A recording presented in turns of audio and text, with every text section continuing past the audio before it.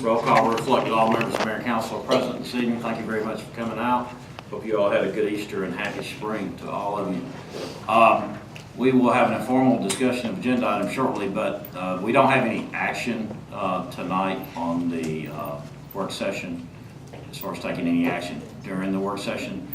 So unless there are burning questions, we can take questions at the 7 o'clock meeting, or if you've got any questions about the update to council that we'll be having shortly on our health care insurance.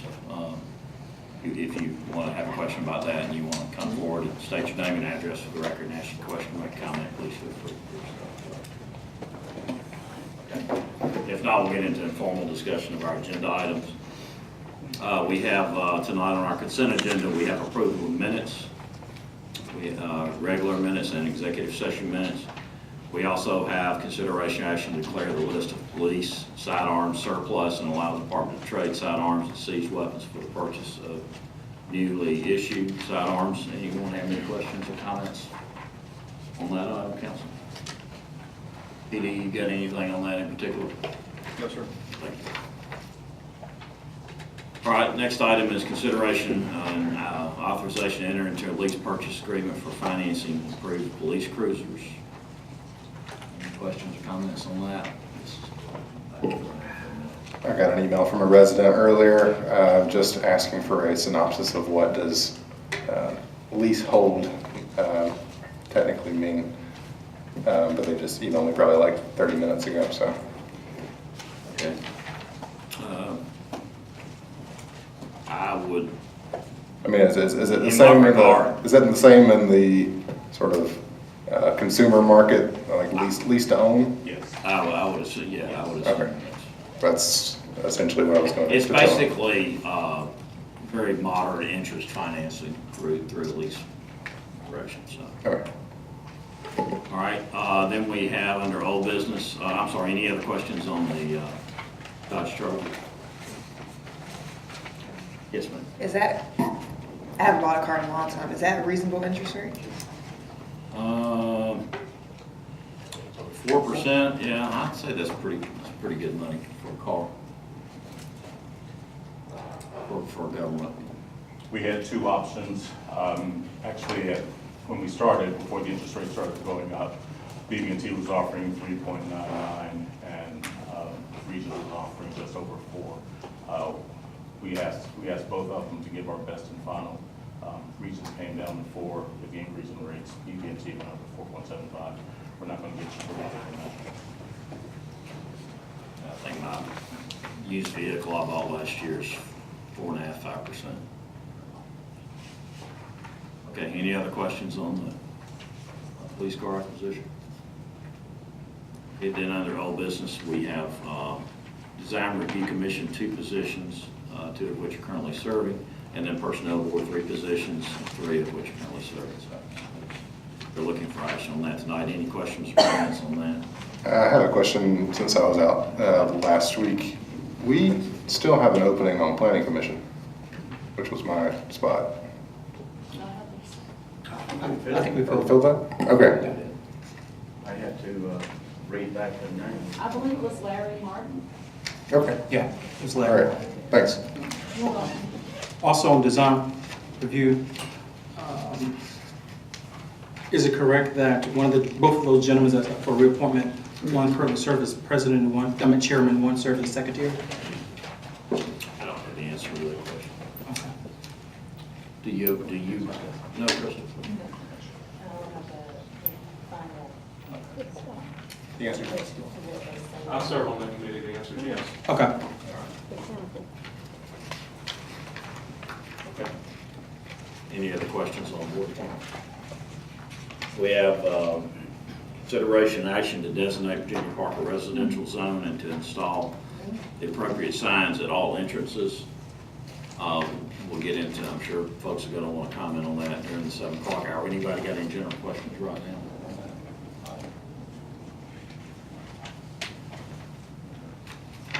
All right. And then the next item is the resolution to authorize the 2017 municipal bond True Hotel. This is an intergovernmental agreement agreement between the City of Hazel and the Hazel Development Authority, or the Development Authority of the City of Hazel. Hazel Development Authority first, then the Development Authority of the City of Hazel. I talked to Chairman Bradbury of the Development Authority, and she has expressed a desire for us to have a joint meeting between the Development Authority and the City Council so that we can talk through the true deal and any other potential deals that might come, so we can each have clarifications of expectations. Are y'all good with having a joint meeting before we take action on this item? Can it be next week? I told her they've got their regularly scheduled meeting for Thursday, but I told her, I said, I can shoot for this Thursday, but I can't promise with it being spring break week. I'm fine with this Thursday as well. I'm fine with this Thursday. Or It's this the council. 6:30 Thursday. Oh, wait, I can't be present Thursday. I kind of wish we could all be there. Would the following Thursday work? No, I have an obligation Thursday evenings. Oh, okay. All right, maybe she'll be at the 7 o'clock meeting and talk to her and talk about maybe another day. I would just, if we're gonna do a joint meeting, I think it would be healthy if we were all. That's just my own personal. We could go with the 4 of us versus 5 of us. I'll talk to Ms. Brewer there, and then we can take action on that at the 7 o'clock meeting and decide and complete the rest of it. What's your availability? Okay. Would you anticipate tabling this again then? I don't know that it would. She simply made the ask of, not just for the true deal, but for any other deal that may come up in the future. I think it would be healthy if the Development Authority and the City Council met. It's up to us to decide whether or not we're going to take action on the true deal or not. I would prefer to have the joint meeting so we could air out any issues that may need to be aired out. That's just, again, my own personal opinion. I'm fine with it. I'm fine with it. Or it doesn't matter. Indifferent. I'll talk to her tonight and see if another night might work.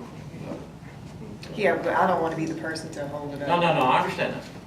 But if we can find a night where everybody could be there, I think it would be. So Thursdays are just bad for you, period. For the month of April. Okay. All right. Then under new business, we have consideration action to appoint city manager. Any questions or comments on that? Then we have consideration action to provide a prorated refund in the amount of $4,166.70 for Joffrey's Coffee and Ice Cream. When we rewrote the alcohol ordinance in 2017, one of the provisions we put in there was pro rata refund of alcohol license. So apparently her business plans have changed there and she's asking for that refund. So any questions on that before the meeting? Next item is consideration action for Metro Atlanta Coalition of Kappa Chapters, MAC, to use the Jess Lucas Park on June 23rd, 2018. We had fairly lengthy discussion in our last meeting about renting out the entire park to individuals or families or groups to basically lock down the park for the day. And we kind of gave staff the directive of, if there are any situations that come along and that would like the opportunity to come forward and council and make a request. So that's on the agenda tonight. I don't know any of the details other than the background. So, any questions or comments on that?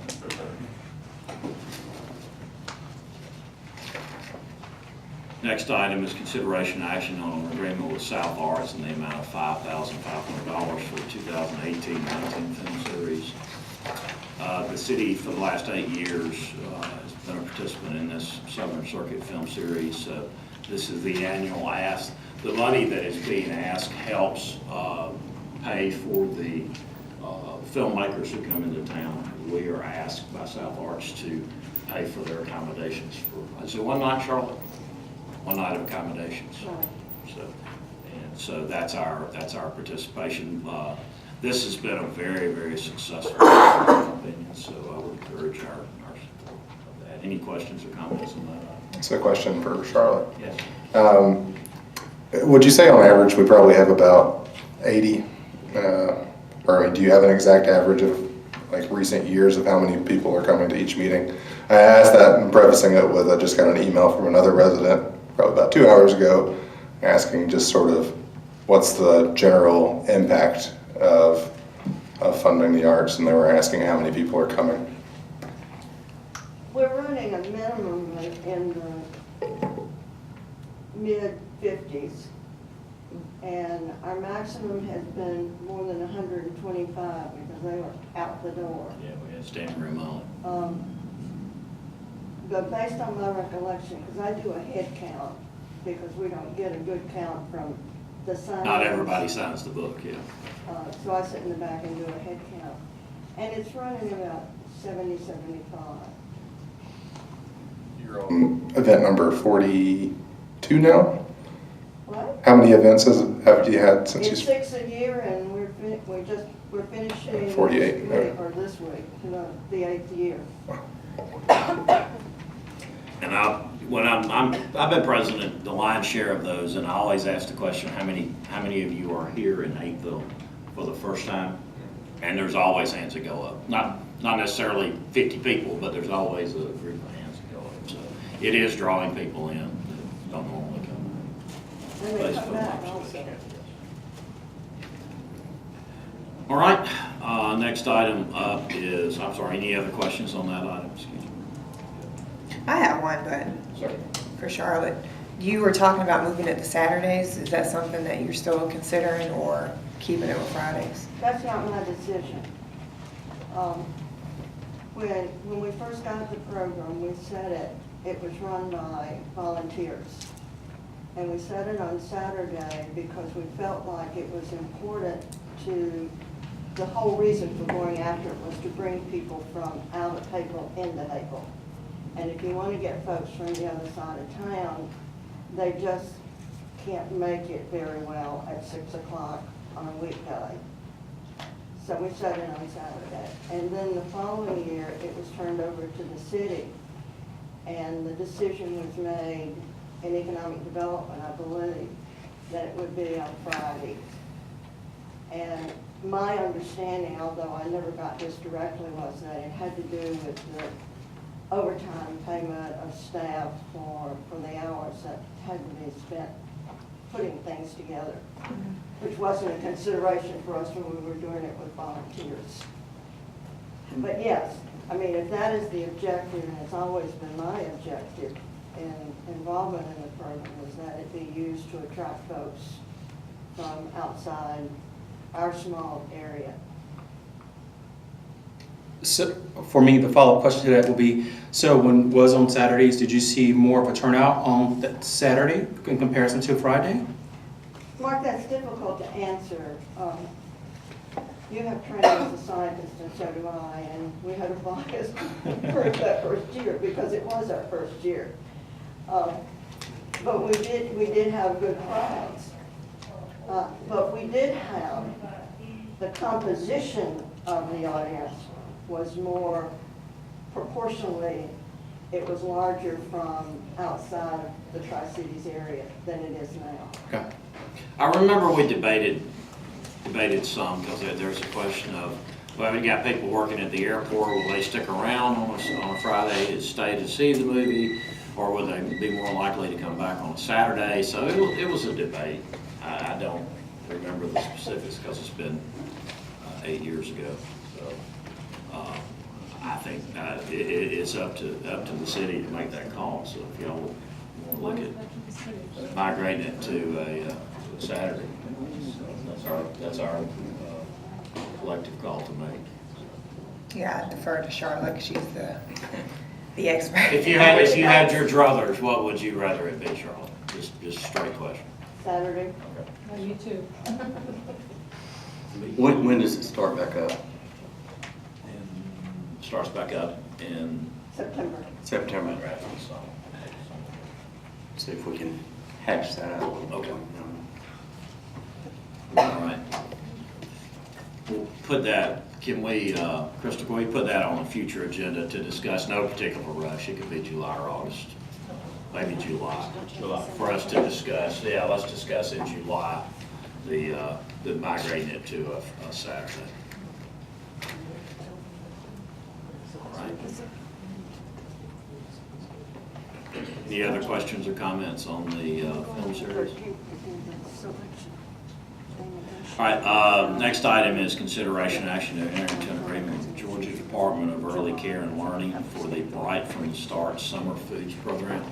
This is an annual grant that we get to help feed the kids in our summer camp program. It's, in prior years, this grant has been approximately $16,000, and it's a non-matching grant.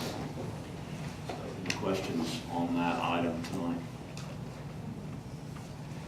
Yes, ma'am. Not actually a question, but a comment. Yes, ma'am. This morning, staff meeting was brought to our attention that one of the grant's requirements is that the minutes reflect that you all make a motion that mayor and council nominates Holly Stevens as a delegated principal for the summer of 2018. And in the body of the background, it says recreation staff nominates, but that it should be mayor and council. So we just wanted to see if it's possible. And it's Holly Lovis, not Stevens. She's not Oh, okay. Stevens. She uses Lovins, L-O-V-I-N-S, I-N-S. okay. Thank you. All right. Is there probably any other questions or comments on that item? Okay. Next item is consideration action to authorize a time extension for the Dogwood Drive LCI Streetscape project. Triscapes is seeking an additional time extension, and they're requesting until June 30. The last extension they got was to March 31, I believe. So I'm not so much of a fan of taking it. Getting rather weary of it all myself, but. Any questions or comments on that, Councilman? As I recall, we dealt with this in February, and they requested April or May at that I time, think it was May. and we adjusted it to March 31. So, I'm fine with shortening that again if the council decides to even grant another extension. As of today, they're in violation of the agreement. What's the total dollar value of the entire contract to that? What's the project pay? So 1 point. It's like 2.3. So I We're mean, limited on the per diem that we can charge them. 450 a day? Yeah, 450. So I mean, just round that down to 400. If we don't grant it, the max that they're out, if they're finishing on their deadline, is 36,000 of 2 point some odd million. So if that has perspective. Besides the weather, what has been the major factor as to why they're saying that it's delayed? The weather is They're Just weather. 134 rain delays. And I think they found there were some sewer lines they didn't know were there. We had some infrastructure wasn't the house. That's part of the course for most utility conflicts. Okay. And the reason why I posed that question was because I've heard that it's been a concern of lack of manpower out there to help complete the project. So that's why I asked, is it a combination of both, or is it just weather driven, or is it a more of a factor of not enough personnel to complete the project? My experience, Mark, with construction in Atlanta is the city of Atlanta is suffering from a major labor shortage. And I think contractors will, quite frankly, go to the fire that's burning the hottest and work, you know. So I think they're shuffling the labor they've got from project to project. That's just my own And they're personal. required to use DVEs. They can only use certain contractors. Right. So if one quits on you, obviously you just can't go grab another one. You have to get them certified. So, but it's a combination of The weather hasn't helped. I'll say. manpower and the weather. Go ahead. No, I was just brought that to light just because I'm just thinking about quality of life for residents here in the city. Yeah, It's been a It's a problem. And it was a problem Follow with the light project. is affecting the residents, the community.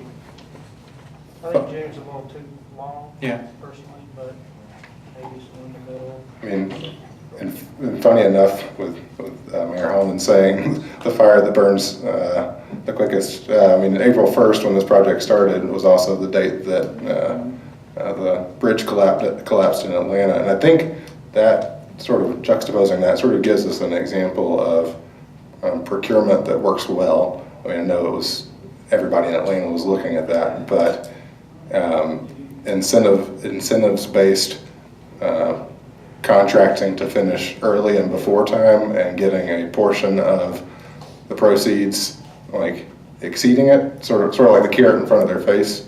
So maybe we can consider sort of different models for future contracts, so. It's good. It's not a bad idea. Wasn't the original point like April 15th or something? Around that The date? original, I know originally we discussed shortening their request for the extension. March and 31st. March 31st was like the short end. yeah, I think they were asking for, It was May, wasn't it? like, It was May.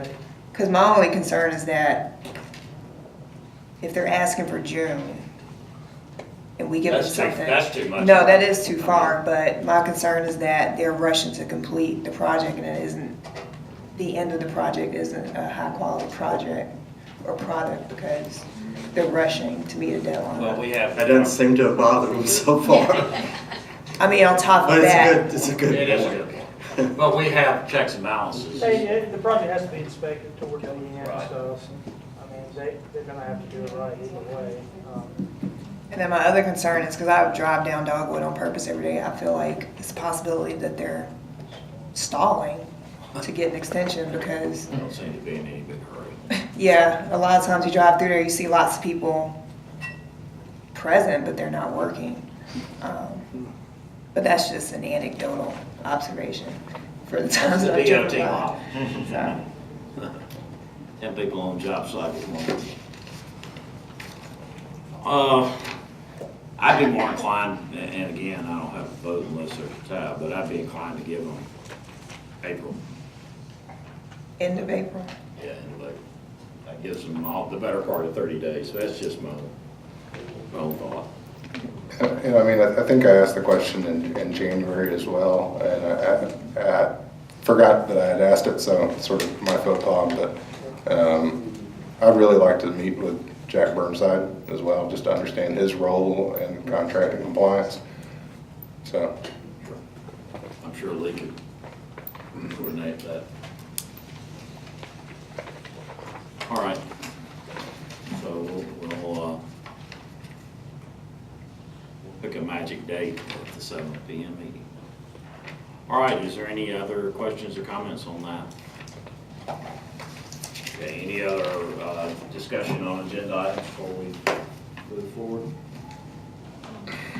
Yes, Chris. There was another item I thought we were going to get to, the one on the worksheet, is on the new business, the preliminary update. Yeah, I'm getting Okay, to I'm sorry. that. That's, yeah, we were just finishing up item 5, so we don't have any old business and under new business. There is the preliminary update on the state of healthcare.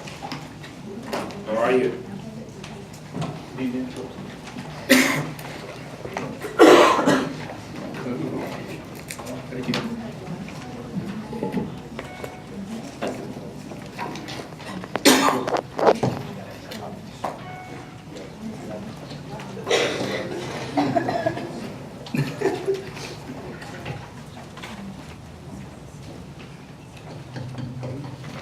Do you have any podiums, that's the last time. You don't have to hold the mic, I wonder if it's on in the back of that. That's all. That's all.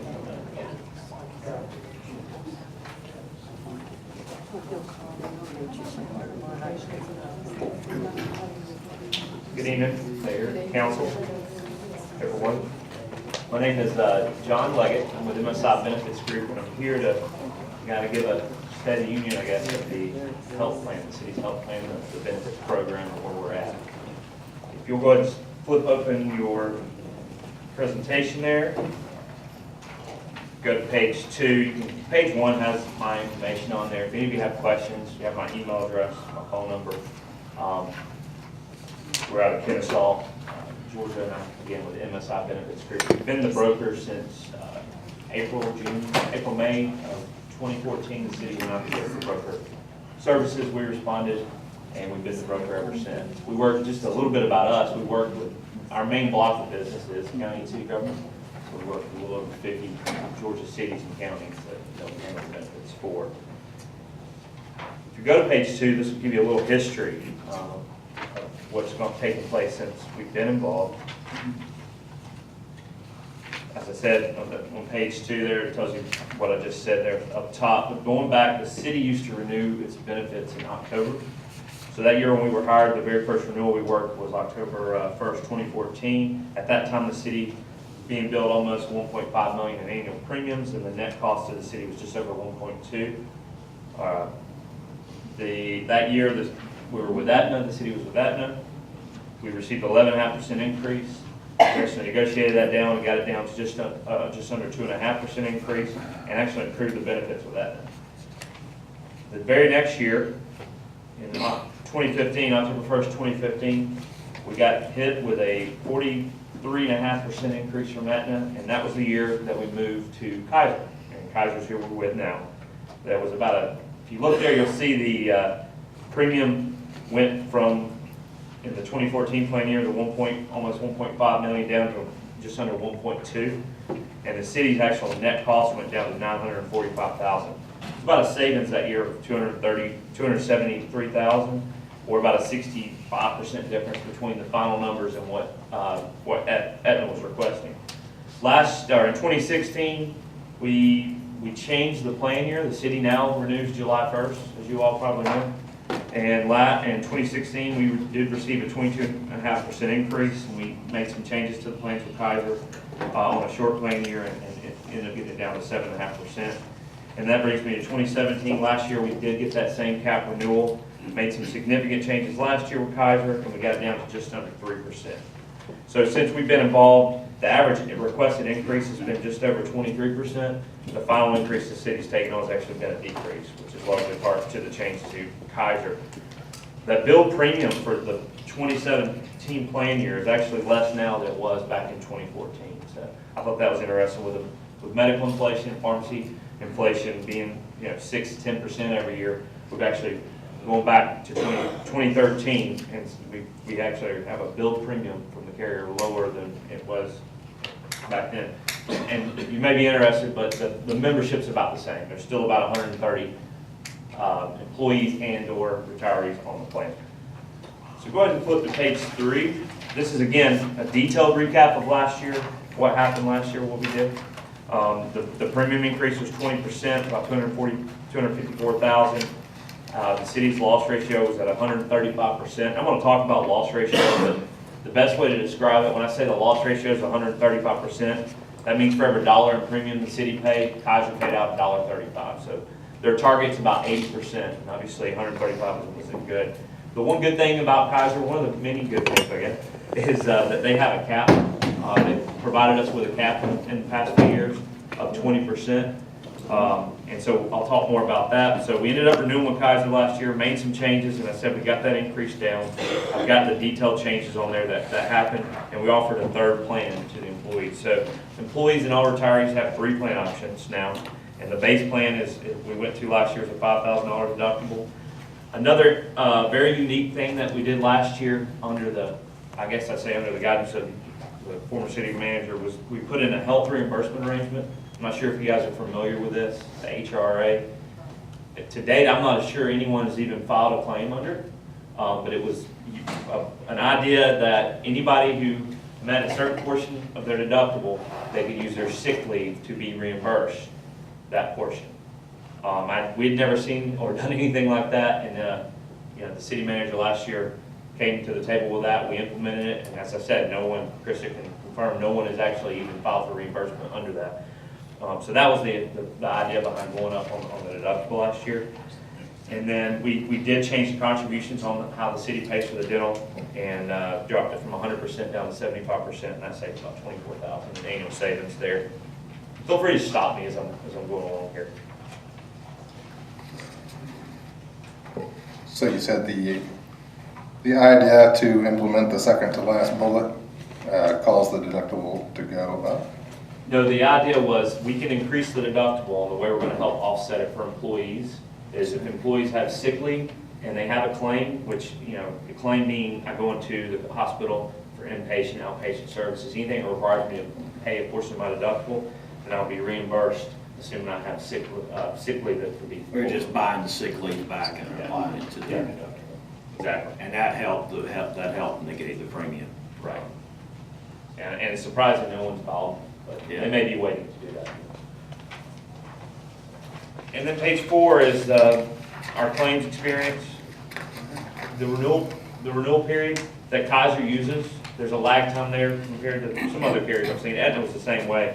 But when you're looking at page 4, you'll see previous and then current. I've got the period there. The period of claims in which Kaiser is looking at when they determine the city's renewal is December through November. So it's a 12-month period. So our period now goes all the way back to December 1st, 2016 through November of last year. So there's about a 4 or 5 month lag time there for the claims to come in. And so what you see here, if you're looking at the up top where it says premium versus paid claims. In the previous year, we had 127 employees and retirees. That's RET, is retirees. It's now 129. Total members during that period was 224. We're right around the same for this current period at 225. Then you see the total premium paid by the city. That is about 1.2 million, just under 1.2 million. And of course, there was a slight increase last year, but that went up to just under 1.3 million is what it's been for that period there. And then you see the big numbers here is the medical claims. You see medical claims paid for the previous was just over 1.5. Pharmacy was 97,528 for total paid claims of 1.6 million, 20,000. That's the loss ratio of 135,000. So that's where I'm talking about paid out $1.35 for every dollar the city paid. Brings us to the current period. You'll notice the medical claims for the current period are 587. So it's a drop of close to $1 million from the prior period. However, you see that I have highlighted there, the pharmacy claims drastically increased to 1.8 million. Adding those totals together, you get 2.4 million that has been paid out during that plan year, which is a loss ratio of 190%. Below that, I'm sorry. yes, go ahead. And maybe you're gonna address this later on. So is the goal to go back with Kaiser this year? Because my biggest question would be, why would Kaiser want us? Because we feel like we're a high-risk population. I don't know Yeah, why I am gonna anybody address would want that. us. I am gonna address that, but yeah, exactly. I'll talk about that actually in a couple slides. Looking at the high cost claimants, this is any claimant that's any individual that has claims in excess of 70,000 falls under this. So you can see the previous year was 915,000, that accounted for 56.